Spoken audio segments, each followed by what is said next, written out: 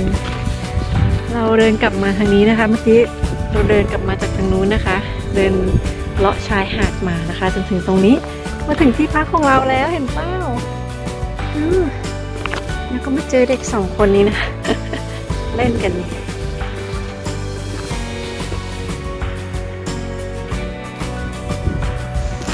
ดูสิคะเราก็มาเจอก่อไฟเขาทำไว้นะคะ ดีมากเลยอะนุ่นมีที่นั่งเรียบร้อยเก้าอี้นั่งนะคะ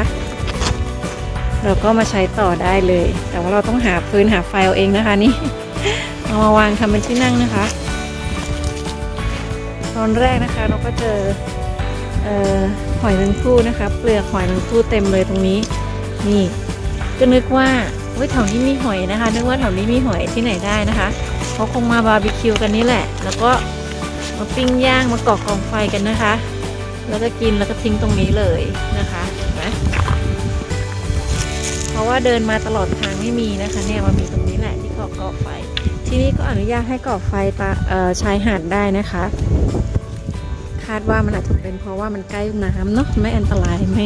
ม่น่ากลัวนะคะเดี๋ยวเราก็จะบาร์บีคิวกันตรงนี้คืนนี้เลยนะคะจ๊ะเอ๋อ๋อระบายสีกันเหรอโอ้โห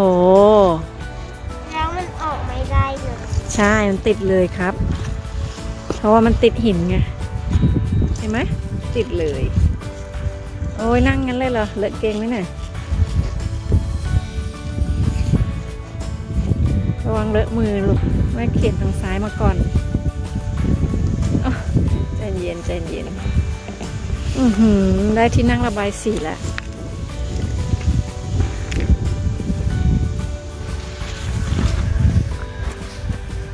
อะไรคะนั่นเจอสมบัตินะคะเจอสมบัติไม่รู้อะไรแล่มเหรอนี่น่าจะเป็นหัวกะโหลกแกะนะคะเราเจออยู่ในร่องนี้อันนั้นอะไรก็ไม่รู้เลยดิเห็นปะวงอะ metal thing I don't know. You can maybe make a fire in there. เนี่ยนะคะเราก็เตรียมกีตาร์มาแล้วนะคะแล้วก็ก่อไฟกันตรงนี้แล้วนะคะคืนนี้แล้วนะคะบาร์บีคิวกันตรงนี้เลยแล้วนะนะคะหนาวนี่นะคะติดลบกันเลยที่จริงถ้าเราเดินไปทางนู้นเราจะเจอแมวน้ำไหมอาจจะเจอก็ได้นะเมื่อกี้นะคะเราเห็นแมวน้ำมันขึ้นโผล่มาตรงนู้นแหละตรงนู้นนะคะนี่แล้วมันก็ขึ้นมามองหันซ้ายหันขวานะคะน่ารักมากเลยแล้วก็จ่อมลงไปนะคะม้วนตัวลงไปเห็นหลังงอๆนะคะนั่นเป็นเหตุผลที่คนเห็นเนสซี่หรือเปล่าเนาะ ก็ไม่รู้เหมือนกันเนอะเพราะว่ามันมีแมวน้ำนะคะก็มันก็จะเห็นเนินหลังเหมือนกันนะเนาะนั่นน่ะ I think they still there you know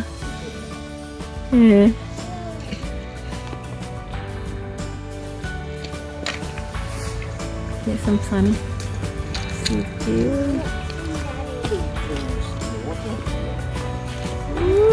wow oh it's really bright I'm gonna sit here tonight and ก่อกองไฟตรงนั้นแล้วก็บาร์บีคิวตรงนี้นะคะว้าว look at that wait look beautiful yeah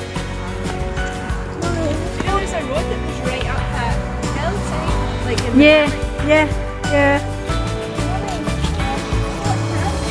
ไม่รู้ว่าเห็นกันหรือเปล่านะคะมีทางขึ้นเขาตรงนู้นไกลๆนะคะนะ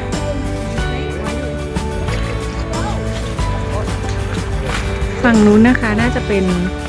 โรงแรมเช่นกันเนาะ